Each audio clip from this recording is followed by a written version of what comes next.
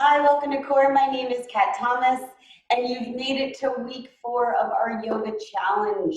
So congratulations, and I hope that it's been helping increase your stamina, your core strengthening, and just overall helping you appreciate your own body, mind, and breath. So my partner in Core, Jessica Waugh, is taking this challenge on, and she will be going through each of the poses in a little more detail. So I highly suggest that you subscribe to her YouTube channel. It's Jwagh Fitness, JWAUGH Fitness. And thank you for subscribing to my own Wine Goddess LV. But let's get into the challenge itself. So if you're new to the challenge, it's a 5-week challenge, 5 days a week for 5 minutes each day. And it's between 4 and 5 asanas or poses. So this week, let's see what I've offered. So for the first pose, it's a 1 minute total, 30 seconds on each side. It's a pyramid pose or an intense side stretch pose, Parsvottanasana. For the second, it is also a 1 minute total with 30 seconds on each side. We want to keep the left and the right, female and the male sides balanced with an extended hand to big toe pose or Utthita Hasta Padangustasana. Then a 4-limbed staff pose, one of my favorites, the Chaturanga Dandasana for 1 minute hold. Then finally to bridge pose on your elbows, or if you want to stay extra spicy, go into a full wheel. But I would say try this one because it actually stretches out a lot of different things here as well. Dvapada, Dhanurasana for a 1 minute hold. And then lastly, Navasana or a full boat pose for 1 minute. I will show a few variations along the way, but again, check out Jwagh Fitness for a complete breakdown because she is the one going through this challenge. And if you want a challenge of your own, we've got a few other things happening. I'm also in week 4 of a plank challenge that Jessica has created for me. It's wonderful. I'm one of those goofy people that just enjoys planking. So she's created a 5-week challenge for me, and we are about to embark. And this is not just 5 weeks because I'm not sure how long it's going to take, but we're doing handstand drills and float drills together starting on Monday, May 11th. So subscribe if you want to join in the fun. So what you'll need today, water, I always have that handy. If you want to use some blocks, I suggest those. If you don't have blocks, find a book or two that are similar in their height and their width of such. If you're into wine like I am, Clive Coates, many of his books, especially the Burgundy ones, are all the same size. They're big. Have a timer because there's no reason to go more than 60 seconds. But as usual, I've spoken so much. So let's get ourselves warmed up. If you haven't already, warm your wrists up, give them a little roll. There's some exercises that you can do a little more extensively, bringing the hands to the knees, rocking gently back and forth, flipping them over, and again, rocking gently back and forth, doing little circles in tabletop, clockwise and counterclockwise. So I've already warmed my wrists up, so we're gonna start right away. So for the extended, intense pyramid pose, as we say, we're gonna come up onto our mats into Dandasana. So I'm going to turn on my mat just so we can see what the pose looks like. And in Dandasana, you want your feet connected and engaged. So if I mention that I want the 4 corners, I want you to ground in through the heels, put that big toe, try and put that pinky toe. If you have all toes, this is what I'm talking about. And don't put those other toes down just yet until you feel that connection of the corners and the back. And then finally drop the full foot and you are fully engaged. Keep that engagement. Shoulders distance apart. So what does that mean to me? Hips distance is 2 fists. Add 1 more fist to that and your shoulders distance apart. And you can do that standing up here as well. You're going to inhale, reach the arms up and overhead, drop the shoulders down. exhale, release the arms to your sides.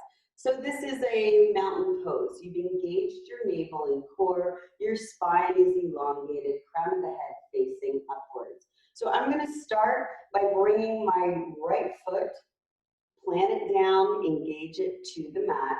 And I'm going to draw my left leg and foot about 1 meter, 3 to 4 feet behind me. Now, as you go through your pyramid pose, you can play around with how close or how far you want your leg to be back. The closer it is, a little ease will come into the pose. And if you're just starting out with this, it may be an option that you want to start with. You're going to turn that back foot about 45 degrees.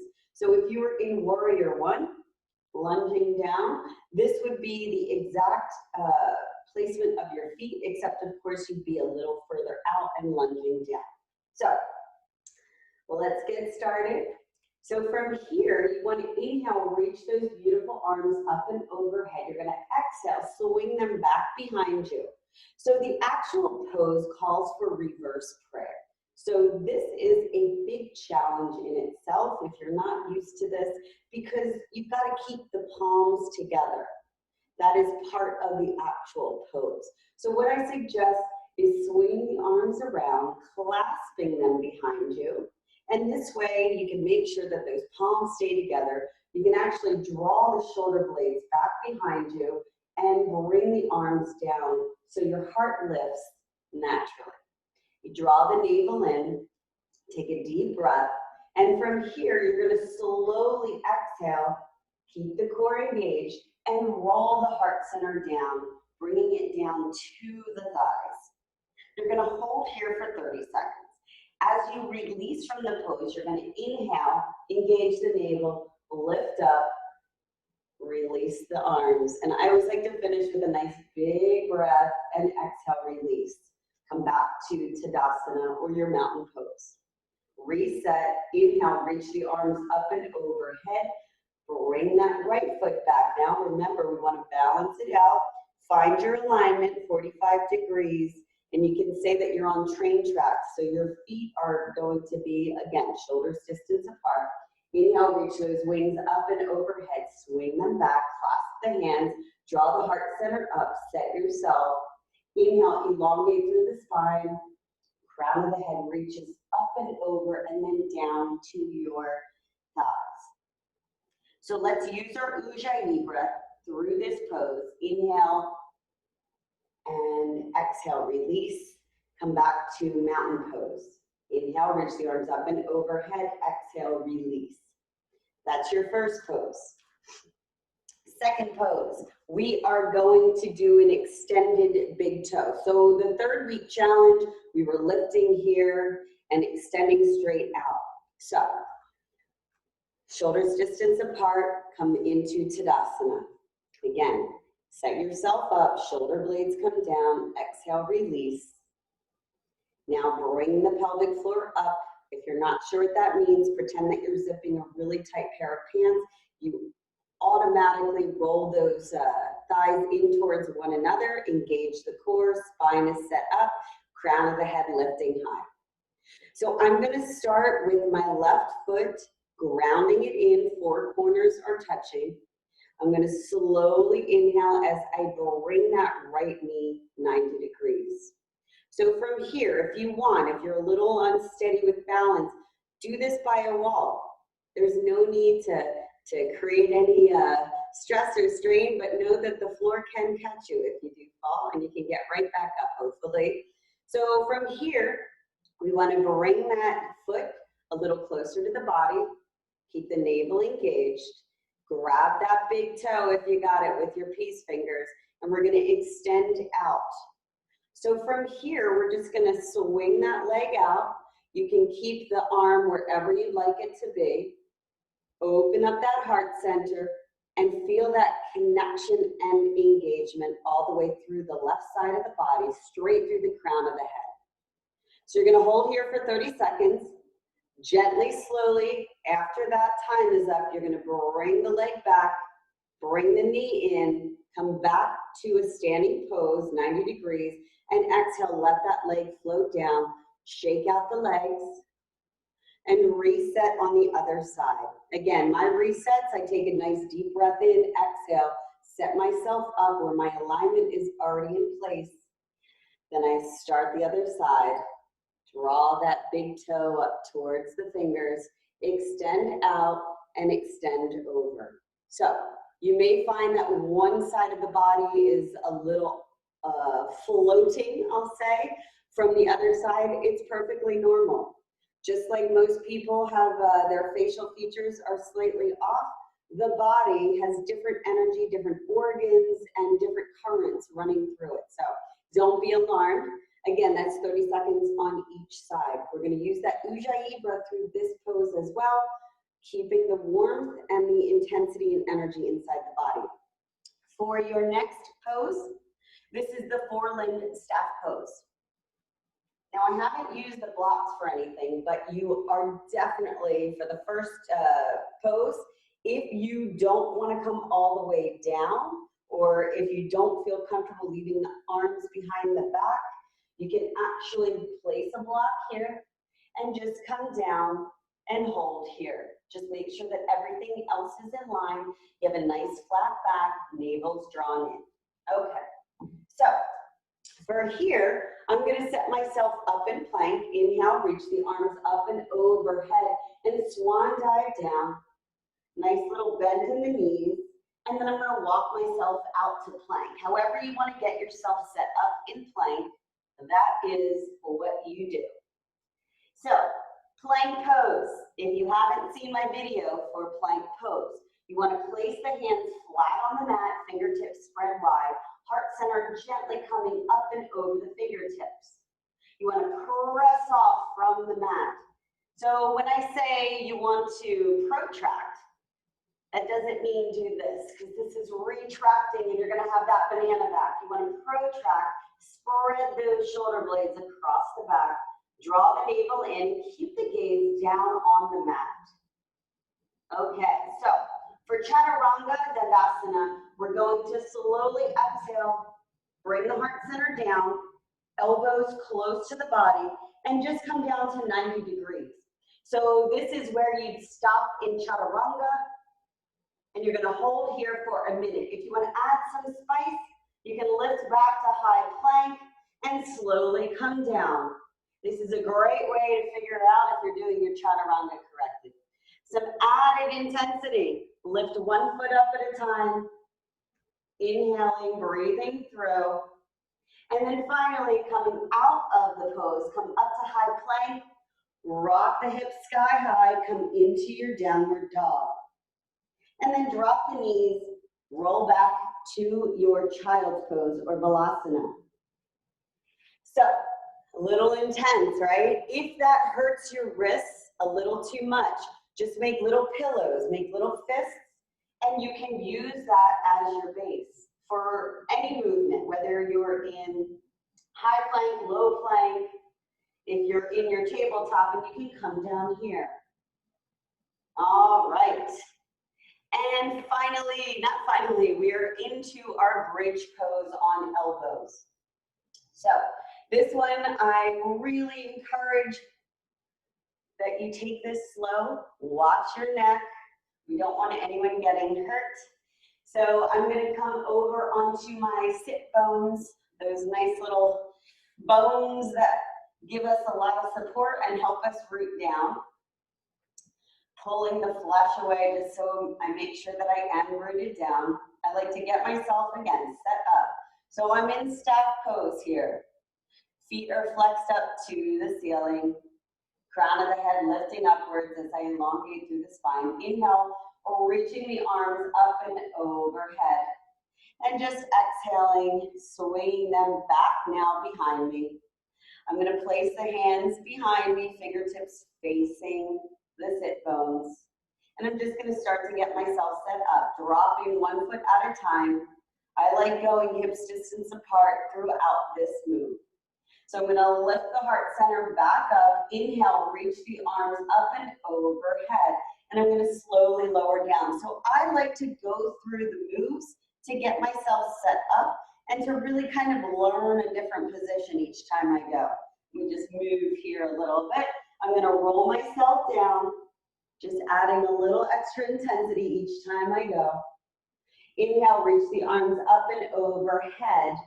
And I'm gonna place the hands now on either side of my face. So they're gonna be close to the ears. And we're gonna press into the feet. So I'm gonna draw them in a little closer to the body. Draw the navel in. And when you're ready, you're gonna lift up into your wheel. We're gonna start in wheel. So there's modifications that you can do here. I'll go through those in a minute.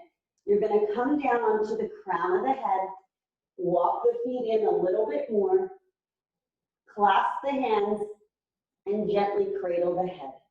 So you're on your forearms, you're lifting the hips sky high, you're pressing off at the base of the feet, four corners connected, and holding here.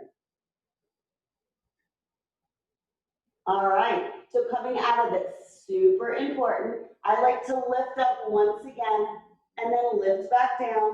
Start to roll the head down. Feel that connection of the shoulders. Roll through the vertebrae, connecting one at a time until finally the lower back comes down. Draw the knees in, point the toes, and give yourself a big hug. Roll side to side. Very important to come out of that as slow as you go into it. Protect your neck, your spine, your shoulders. So if you don't want to go into the full pose, you can do a modified bridge pose. You can leave the hands flat on the mat, sides of the body, and lift the heart center, lift the pelvic floor all the way up. Press into the mat and hold. Again, rolling back down, connecting one vertebrae at a time. And finally now, yes, finally, full boat pose or Navasana. So Navasana is a wonderful strengthening. It really does engage the full body. So we're gonna start in our staff pose once again. Remember, I like to set up and go through different movements before we get to the actual pose. Inhale, reach the arms up and overhead. And exhale, draw them back down. So I reset my spine, my breath, my feet are flexed upwards, sit bones engaged into the mat. All right, so my cat is talking. I don't think she likes this pose as much. So from here, let's extend those arms out parallel to the mat. Palms facing one another, spread the fingers wide. Now bring that body upwards so you have a nice strong line from the sit bones to the crown of the head to the ceiling. Keep the navel engaged. So this is a little harder to do it this way, but it's going to help bring that core into a stronger hold. So you're going to bring one knee into the heart center at a time, lift them up 90 degrees. You're going to start to roll back. That's fine because you're still on your sit bones. You've still got your spine straight. Now you want to draw them in a little closer. Bring those shoulder blades back. So now this is where we retract the shoulder blades. So it's like they're trying to kiss behind us. Draw the navel in. You can hold here for low boat.